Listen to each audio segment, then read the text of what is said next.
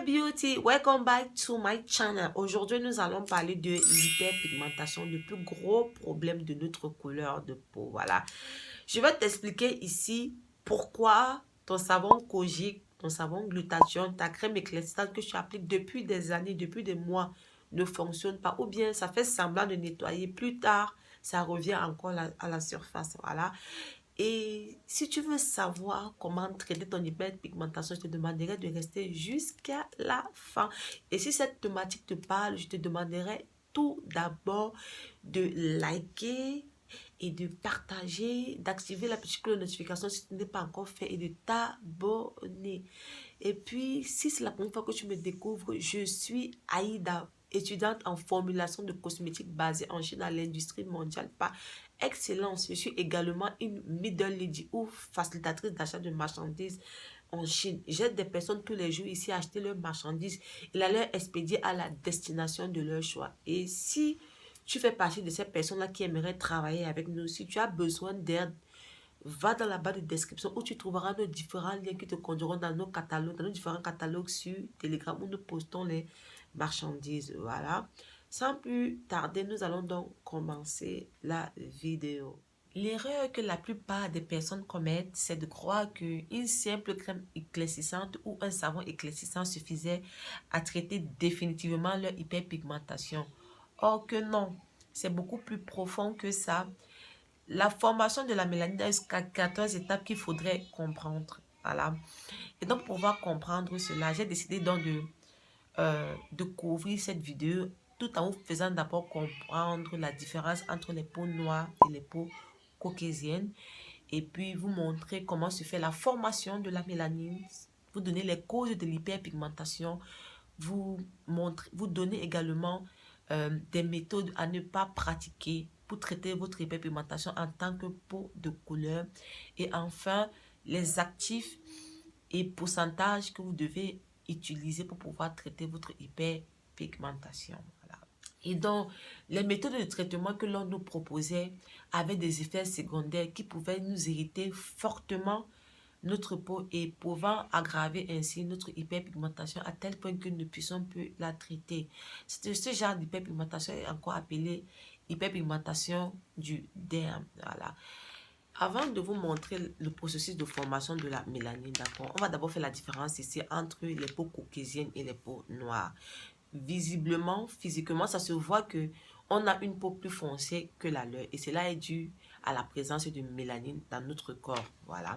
Et elle nous a été donnée pour nous protéger des rayons du soleil également, voilà. Ça ne veut pas dire que en ayant ça, on doit aller s'exposer longtemps au soleil. Et sachez que, bien que nous ayons cela, sachez aussi que les rayons ultraviolets du soleil sont la première cause du vieillissement de la peau. Donc, il faut porter la crème solaire, voilà, et éviter des actifs en journée. Pour voir combien le soleil peut être néfaste pour nous, il faut voir nos mamans là qui travaillent sous le soleil en permanence dans nos marchés, à quoi ressemble leur peau. Et surtout si elles appliquent sur elles des actifs, voilà, qui les endommagent la peau en présence des rayons du soleil. Maintenant, au niveau structurel, notre mélanocyte est plus grosse, très grosse, c'est dit bien très grosse par rapport à la leur. Raison pour laquelle vous allez voir que les produits sur le marché ne les abîment pas. Raison pour laquelle les pourcentages des actifs sont très élevés. Ça ne les abîme pas la peau. Nous, si on applique ces actifs-là à très forte dose, cela va aller viser notre grosse mélanocyte facilement et puis nous pousser la mélanocyte à surproduire l'excès de mélanine. Voilà. Et bon, pour vous faire comprendre comment, pour vous faciliter la compréhension, je vous ai donc préparé un croquis pour vous montrer comment cela fonctionne. Je vous en prie, ne vous moquez pas de mon croquis et veuillez me noter en commentaire, ok, de 1 à 10. Voilà. C'était la seule alternative pour faire comprendre, voilà. Ok, j'ai préparé la structure de la peau. These are the different layers of the skin. Ici, c'est le derme. Voilà, c'est la surface la plus basse, la plus profonde. Ok, here, c'est l'épiderme. D'ici à là, c'est l'épiderme. Voilà. Et entre ici et là, il n'y a que 0,1 mm. Là, voilà, il n'y a que raison pour laquelle vous voyez que c'est très facile pour la peau, pour la mélanocyte, d'être très visée. À cause de la distance, la surface est très minime. Même quand vous gommez le gommage physique, c'est la raison pour laquelle on refuse le gommage physique à cause de l'inflammation. Voilà, vous voyez. Ici, ce sont les pieds de la mélanocyte qu'on appelle encore dendrite. Voilà, parce que ça a une forme d'orthopose. Ok, je vais essayer de voir si je peux trouver une photo pour vous mettre là. Et ici, voilà la mélanocyte où sont produits la mélanine. Voilà. Ça, c'est une cellule appelée kératocite. Les petits points que vous voyez à l'intérieur là, ce sont eux qui produisent la mélanine. Et puis, transportent dans la kératocite. Et puis, une fois la kératocite, ça fait, la mélanine prend 30 jours pour arriver en surface. Voilà, le processus, il fait 30 jours pour arriver en surface. Raison pour laquelle, quand vous appliquez vos crèmes éclaircissantes, vos savons, voilà, ok, c'est juste permanemment. Parce que vous avez, qu'est-ce que vous avez fait? Vous avez seulement nettoyé, vous avez seulement enlevé les cellules mortes se trouvant ici à la surface de la peau. Vous n'avez pas traité l'intérieur, voilà. Et c'est pour cela que 30 jours après, au même endroit le même endroit que vous croyez avoir traité là, vous revoyez encore les noirceurs. Pourquoi? Parce que la mélanosome a une fois projeté de la mélanine ici à la kératocite, qui n'a pas d'autre choix. Sa fonction est de ramener tout ce qui se trouve ici là en surface. Voilà. Comprenez? Donc, le traitement de l'hyperpigmentation se fait d'abord à l'intérieur. Et pour pouvoir traiter ici, là, le secret ici, là, c'est l'application des inhibiteurs de la tyrosinase, les tyrosinase inhibitors. Donc, vous devez appliquer ces actifs-là pour pouvoir ralentir le processus de surproduction de la mélanine. Voilà. OK. Et maintenant, vous allez me demander, Aïda, qu'est-ce qui cause ça? Et bon, toutes ces causes que j'ai citées auparavant, l'acné, la grossesse, l'application des produits inflammatoires, l'application des produits agressifs, voilà, les UV, voilà, du soleil, sont ces causes-là qui poussent à l'inflammation et conduisent à la surproduction de la mélanine. En fait, le secret des peaux noires, ce que j'avais compris depuis longtemps, parce que j'ai une peau sensible, c'est d'utiliser des produits contenant des actifs à risque d'irritation très minime. Voilà. Évitez tout ce qui est fort. Voilà. Raison pour laquelle je vais vous donner ici là des traitements que nous, en tant que peau noire, on ne doit jamais faire. Des traitements qui ont été faits à la base pour les peaux caucasiennes. Rappelez-vous que je vous ai dit que tous les tests ont été conduits que sur eux. Voilà. Donc, la première chose, c'est que vous ne devez pas faire. Le premier traitement que vous ne devez pas faire, c'est le glycolic acid peel. Vous connaissez tous l'acide glycolique, voilà. Ce n'est pas bien pour les peaux noires parce que sa molécule est très petite et donc facile à glisser dans les différentes couches de la peau pour aller viser notre mélanocyte et nous surproduire la mélanine. Ça, c'est un. Il y a le TCA peel. Voilà, qui ne doit pas être pratiqué sur les peaux de couleur. Une fois, j'ai vu ça sur TikTok. Vraiment, j'ai essayé de trouver un peu les photos pour vous. J'ai vu une fille américaine qui a fait le TCA peel là, vraiment. Ça a seulement endommagé la peau, voilà. Et puis, il y a aussi le laser, voilà, qui n'est pas bien pour nous. Voilà, pourquoi? Parce que ça, c'est quelque chose, c'est de l'eau chaude qu'on injecte sur la peau. Et c'est déjà chaud. Ça va pousser à l'inflammation qui va aller là-bas, t'irriter la peau et puis exciter la mélanocyte à surproduire la mélanine. Donc, c'est des choses à ne pas faire en tant que peau de couleur. Le prochain actif que je vais citer ici, bien que ce soit un puissant inhibiteur de la tyrosinase, il est interdit pour les peaux de couleur. Voilà. Il s'agit ici là de l'hydroquinone. Je sais que beaucoup de femmes africaines aiment ça pour l'éclaircissement de la peau, mais croyez-moi, c'est pas quelque chose de bien. Et aussi, n'exagérons pas, ça ne donne pas le cancer, mais il n'est pas bien pour le traitement de l'hyperpigmentation. Pourquoi? Parce qu'il est considéré comme suppresseur. Il empêche la mélanocyte te produire la mélanine. La fonction première, la mélanocyte est là pour produire la mélanine. Mais l'hydroquinone empêche la production même de la mélanine. C'est-à-dire même, vous empêche même, c'est-à-dire vous n'avez même plus zéro mélanine pour vous protéger même du soleil. Ce que Dieu vous a donné là, vous empêchez même en appliquant l'hydroquinone sur votre peau. Et puis, sachez que le jour où vous allez lâcher son application, ou si vous utilisez ça pendant longtemps, ça va, c'est-à-dire la mélanocyte va se mettre en colère, voilà, et surproduit exagérément la mélanine, voilà. Ok, donc c'est quelque chose qu'il ne faudrait pas appliquer sur la peau. Déjà même, il a été mis sur le marché pour le traitement de l'hyperpigmentation pour les peaux caucasiennes et juste pour un temps. C'est-à-dire c'était maximum 3 mois. Mais quand j'étais en Afrique, je voyais des femmes utiliser ça 2 ans, 3 ans, 4 ans. Et puis, on s'étonnait de voir les noirceurs de gauche et à droite. Voilà. Et c'est ça la conséquence de l'hydroquinone. C'est-à-dire que si vous aviez auparavant de l'hyperpigmentation, c'est peut-être un certain petit niveau ici, quand la mélanine va, la mélanocyte va surproduire la mélanine, ça va déborder, ça va aller de partout, ça va aggraver votre hyperpigmentation. Donc, restez-en à l'écart. Puisque nous avons cité des ingrédients qu'il ne fallait pas utiliser pour le traitement de l'hyperpigmentation, nous allons donc maintenant citer donc les meilleurs ingrédients, les meilleurs inhibiteurs de la tyrosinase pouvant traiter de façon excellente votre hyperpigmentation. Désolé, je vais citer en anglais. Il s'agit ici là du phytic acid, ferulic acid, vitamine A, vitamine C, licorice root extract que j'adore. C'est un anti-inflammatoire. C'est comme le green tea extra. Voilà. L'alpha-arbutin, les antioxydants, le mulberry extract, le niacinamide, voilà, l'acide azélaïque, le kojic dipalméthène qui est un dérivé du kojic acide parce que le kojic acide est très fort, hein? Voilà. Le N-acétylglucosamine qui est très bien. Voilà.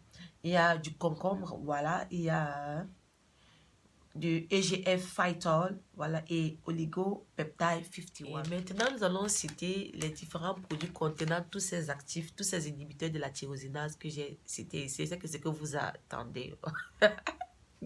Mais sachez que quand un seul produit contient tous ces inhibiteurs de la tyrosinase, il coûte extrêmement cher. Les prix vont de 120 jusqu'à 220 $ pour un seul flacon de 50 ml. Voilà. Et c'est la raison pour laquelle les Ordinary, ils ont été très perspicaces. Ils ont subdivisé chaque actif individuellement pour pouvoir mieux les vendre, afin de ne pas chasser les clients. Mais quand vous achetez tous ces actifs-là, quand vous les avez regroupés, vous constatez à la fin que c'est le même prix. Voilà. Et voilà, c'est aussi bien comme ça. Ainsi, il y a des personnes qui ne savent pas mettre plusieurs actifs à la fois. Voilà. Et c'est mieux d'acheter un produit contenant tous ces actifs à l'intérieur. Ok, un sérum contenant tout ça. Voilà, parce que généralement, ça se trouve dans des sérums. Ok, et si vous savez appliquer plusieurs produits à la fois, achetez des chez Ordinary. Ça dépend de chacun. Nous allons donc commencer par citer les produits, les gels lavants, ok, que vous pouvez utiliser pour traiter l'hyperpigmentation. Et vous devez aussi savoir que les gels lavants sont très importants. N'appliquez pas n'importe quel gel lavant sur votre peau juste parce que vous avez vu quelqu'un l'appliquer. Non. Je pense que ça joue un grand rôle au niveau de la barrière cutanée. J'en sais quelque chose. Je vais même faire des vidéos là-dessus. Voilà. Ben, nous allons commencer donc par les gels nettoyants. Voilà. Le premier que je vais mettre les photos là. Pour des peaux grasses, des Inkili Salicylic Acid Acne plus Pore Cleanser pour des peaux grasses, ok? La Roche-Posay Toleriane Hydrating Gentle Cleanser pour les peaux mixtes, voilà. C'est quoi les peaux mixtes? Ici la grasse, ici sèche, voilà. Ici grasse, ce sont des peaux mixtes, voilà. Et pour les peaux sèches, CeraVe Hydrating Fascia Cleanser. Puis maintenant, nous allons aller au niveau des sérums. Nous allons citer ça de haut de croissant à décroissant, donc des plus chers au moins coûteux, ok? Le premier ici, c'est le Anti-Age MD. Voilà, je crois que ça coûte 120 $. Ça regroupe, ça concentre tous ces inhibiteurs de la tyrosinase et c'est excellent. Voilà. Nous avons également le Eventon Correcting Serum. 50 ml à 155 $. Nous avons Glyton Enhance Whitening Complex. Vous-même, allez regarder sur le site, voilà. Voilà. Et également, nous avons maintenant, nous avons Ferulic Acid de chez Ordinary. Voilà, nous avons The Inkilist Vitamin C and EGF. Ok. Nous avons The Ordinary Azelaic Acid Suspension 10%. Polar Choice 10%. Azelaic Acid Booster. S'il vous plaît, n'achetez pas les deux. Si vous achetez le Azelaic Acid de chez Ordinary, ça ne servirait plus à rien d'acheter celui de chez Polar Choice. Ok? Choisissez l'un. Voilà. Et nous avons également le Polar Choice Niacinamide Booster. Nous avons également Niacinamide 5% de chez Ordinary également. Ok. Nous avons The Inkilist Tranexamic Acid. Je crois que vous en avez entendu parler. Voilà, c'est un nouveau produit traitant l'hyperpigmentation. C'est très bien, ok. Mais le tranexamic acide ne suffit pas. Nous avons encore ce que je voulais, la star, l'alpha abutine, tout personne de chez Ordinary, plus acide hyaluronique. Maintenant, nous allons passer à l'étape des crèmes, une étape très importante. Savez-vous que l'utilisation de la mauvaise crème pouvait aggraver votre hyperpigmentation? Pourquoi? Parce qu'elles agissent directement sur les actifs que vous avez appliqués avant. Et c'est l'erreur que la plupart d'entre nous commettent. Moi aussi, j'ai commis cette erreur. C'est-à-dire, après avoir appliqué les sérums ceci et les sérums cela, je prends encore une crème éclaircissante, j'applique dessus. Et c'est ce qui cause un mauvais mélange, l'irritation et la destruction même de la barrière cutanée. Voilà.